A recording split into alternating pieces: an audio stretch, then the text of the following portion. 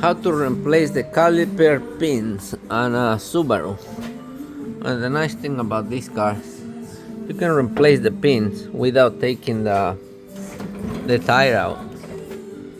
Okay, so we have that's the part number, that's the pins. I don't know why they don't sell the bushings with the pins together. You gotta buy a separate box. Let's open it. Alright, so the pins they come in on this box 14176, that's the pins. And the bushings they come in a different box. It is 16055. Alright, so make sure you use the pins, or every time you go into in a bad road, it's gonna sound like you need shocks.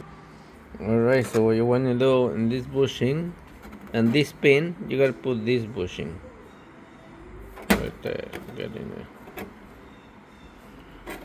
So if you can do it with one hand, like okay, that's how it's supposed to look.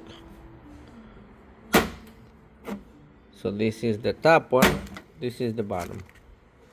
So okay, top no bushing, bottom it has a bushing.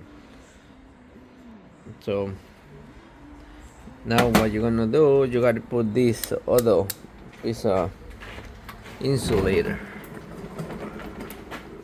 Okay, you gotta put this, you leave the caliper and you put the insulator inside.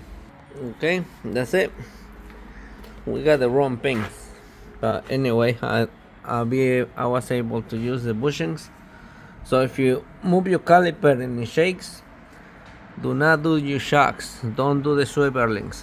Do the bushings first and then test drive it. And this one is good. This one is good. But this one, take a look.